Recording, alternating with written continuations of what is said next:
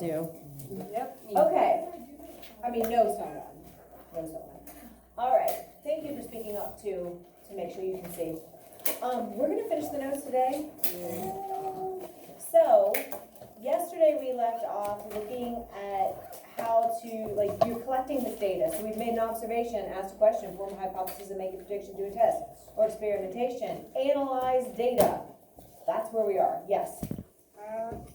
No. Yeah.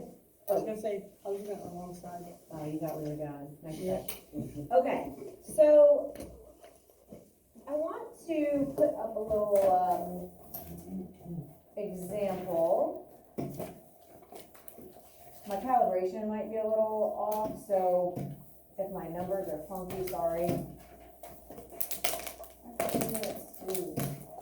All right, so let's say I'm doing an experiment and I'm gathering data and I'm collecting, let's say, times.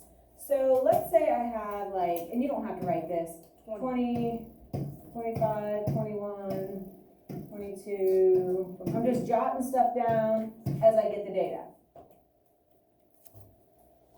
Well, we said we have to record the data. Like, you can either write it down. I told you about my Post-its, right? I write everything down because I'm afraid I'm going to forget, because I usually do forget. I need to write it down. So that's good. I wrote it down. But looking at this, it's not the most helpful version, right? Typically, and you're going to see this when we do labs, you're going to be given a data table, and you're going to fill in data in that data table. And then from the data table, you can make a very handy, easy graph. So instead of just having random numbers, I'm going to have,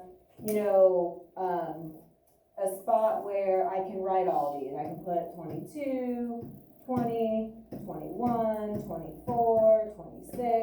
I can keep them kind of organized. And then from there, like, I could take that information and make a graph, which is what we're going to talk about next. Having it all scattered is not as good as having it in a data table, all right? Because then once it's in the data table, then it's really easy to make into a graph, or it's a lot easier to make into a graph. When I'm just looking at those random numbers, I don't really see any kind of pattern or trend, right? But if I graph it, then I can see, oh, it's going down, or oh, it's going up, something like that. Right, so that's why we end up graphing things, not to make more work for ourselves, but actually to make it easier on ourselves. So you should have had these. Yep. And then the last one you guys told me is not on your paper. Sorry, don't know what happened there. Must have added it later. So these are going to help us recognize trends. Is it going up? Is it going down? Is it staying the same?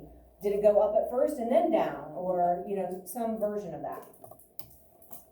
Okay, so the final step is form a conclusion. Well, almost the final step. This is like the results. This is the outcome. This is where you do the explaining. So remember back when we were doing the hypothesis writing? That seems like a long time ago already. And in the prediction, some of you were like saying the black cloth will absorb more heat because it's dark and dark absorbs more heat. Like, you want to explain why the black glove or that black cloth got hotter. And I said, you don't need to explain right now. That's not where you do that. This is where you do it.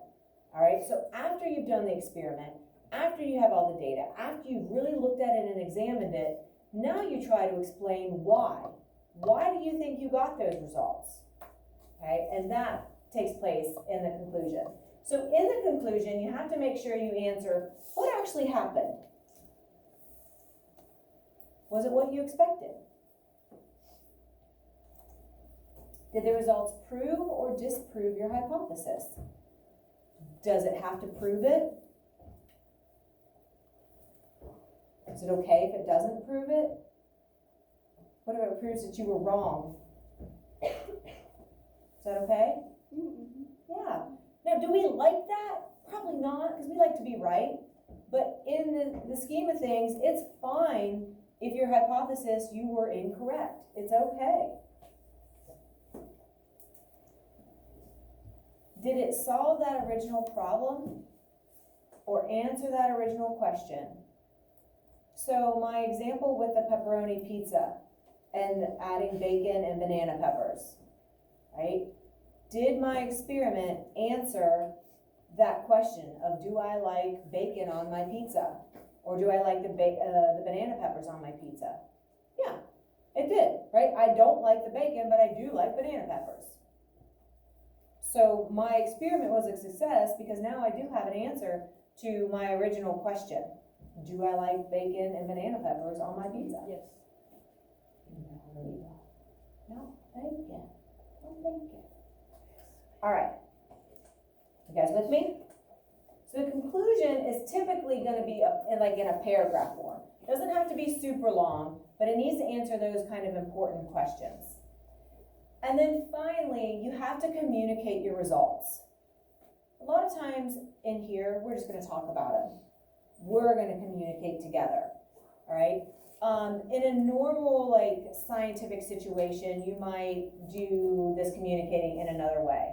You might write a paper, give a formal or informal speech. So formal would be like you're standing up at a podium in front of a big audience and you're explaining it. Informal would be just like you talking to somebody, maybe one-on-one or like a small group, and just being like, look, this is what I found. And you kind of go through it. A demonstration or having visual effects.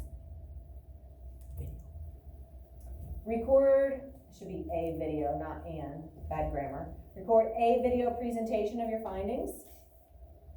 So some people don't feel comfortable getting up in front of people, and they would rather record it and then there you go, you can watch that part, right? So that's an option too. Obviously, and I probably should update this, using social media. Let's face it, that's a viable option, to get information to, out and about. And then this is what we usually do, kind of in a more informal way. We're gonna discuss it as a class. We're gonna talk about things that we were surprised about, talk about, why do we think, if we got unexpected results, we're gonna have to try to explain that. Why do we think that happened?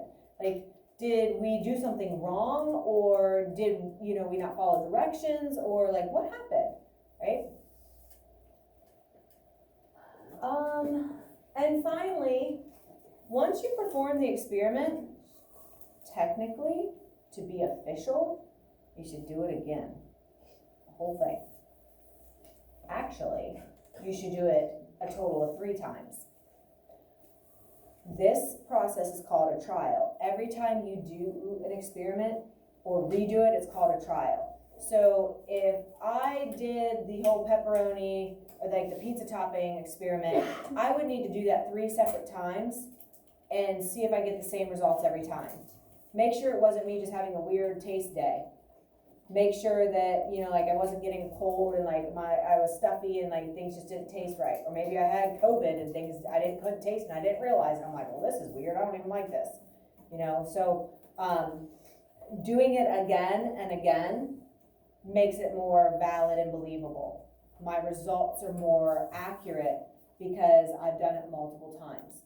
Now, we kind of get around this because, let's face it, if we did every lab in here 3 times, It'd be a lot of work. it would take a lot of time, right? And so that's not the most efficient use of our time. But if we have 5 groups doing the same experiment, that's kind of like our trials, right? We are getting multiple pieces of data for that experiment. All right, so even though, you 2 aren't doing the experiment 3 times yourselves, we're getting results from multiple groups. And so we collaborate and take all those results. And that's kind of how we get our data. So it's not like we're just taking one person's data or one group. We're having multiple groups. So it's just the most efficient use of our time here in class. But in science, in real science, you should do things at least 3 times, if not more. And it just gives you the most accurate results. So you guys have 9 weeks to earn grades. What if I said, you're gonna do 1 assignment and that's your grade for the quarter? Oh, I love it. It might be awesome. or it might be awful, right? So first of all, maybe I don't even tell you which assignment, and you just have to do them all, and then I'm like, bam, that's the one we're using. That's not fair. That's not an accurate representation of what you learned. Kendall's looking at me like, don't do that. That sucks. Nobody wants to hear that, right? That's not good. Yeah. Would that technically be more than one assignment? But if I only count one, that's your grade. So you do 10 assignments, but I only count one. That's not a true reflection of what you learned for that 9 weeks. That's like one grade, one topic, one thing. That's not really showing what you learned. So same thing here, like if we only do the experiment one time, then, I wouldn't know if those are the typical results unless I do it multiple times, and then I'm like, oh yeah, so I got the same results 4 times. One of the times though, the results weren't quite the same as the other. So that would let me know I must have done something a little different. I would have to kind of backtrack and think, what did I do different, or why would I have gotten those results? Can we explain where those differences came from? Because we want, hopefully if you're doing it all accurately, you'll get the same results every time, or real similar, right? And others should be able to repeat it as well and get the same results. If you're doing the same thing, the results should be the same. Yes? Quickly, do that sign out form though. You have to do the sign out. Okay, so this is just like a little visual for the variables. I'm going to, we're going to go ahead and look at graphing here.